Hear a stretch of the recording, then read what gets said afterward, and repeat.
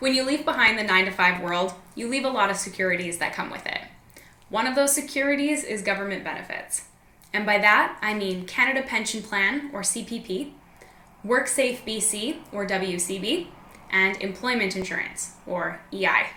There are a number of things to know about qualifying for these benefits as a small business owner in Canada, and we're going to go over them today.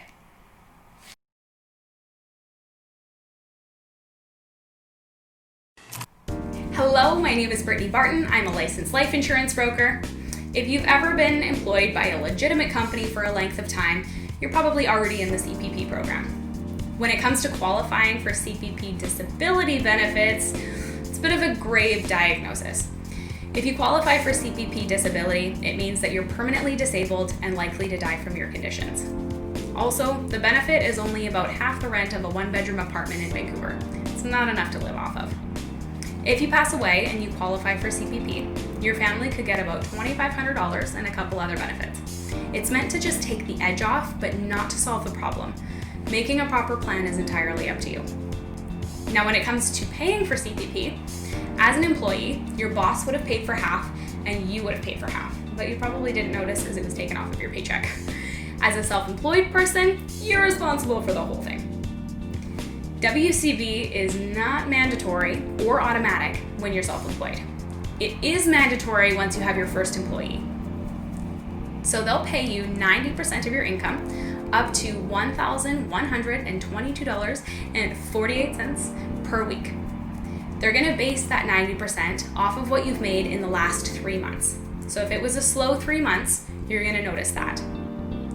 After those 10 weeks, they're going to base the 90% they're paying you off of what you made last year.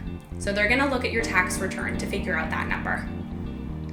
EI is also not automatic when you're self-employed. This one's a little bit tricky because once you start paying into EI, you can't stop, even if the nature of your self-employment changes. So if you've never received a benefit from EI and you fall under their really strict criteria, they might let you cancel your policy.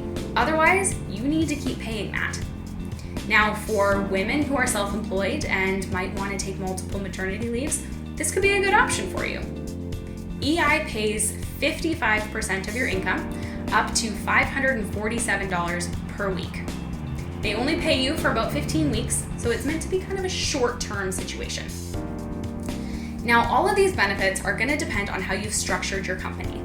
So if you've structured your company so that it's a corporation and you're an employee of it, then this might not apply to you. Chances are in that situation, you're going to qualify for the same benefits that all of your employees would because you're on the same playing field as them. If you're a sole proprietor or you're considered shareholder management and you've structured it different, sit down with your accountant or life insurance broker and see which kind of qualifications you need for this. Now, at this point, you might be thinking, okay, CPP pays me when things are really bad. WCB covers me when I'm at work, and EI is kind of a short-term solution. What am I supposed to do? You have two options: self-finance or get disability insurance. Self-financing is what it sounds. If you're making enough money, squirrel away a whole bunch of it into a savings account and then just don't get hurt or sick for too long. Disability insurance is another great option. It's actually probably a little bit more affordable than you think, and it can give you a lot of flexibility as far as your coverage and how much you're paid, and it covers you when you're at work or not. You can also take it to other jobs if you decide that the self-employed world is not for you. If you have more questions about disability insurance, book a 30-minute free quick call with us. If you've liked this video, you'll probably like our newsletter too. It's all about your health from body to money. We send it out every week, and I hope you'll join us. Remember, you're in control of your financial future. It takes time and effort to put in plans like this, but it's worth it to know that your family will be taken care of. I'm Brittany Barton, and I'll catch you next week.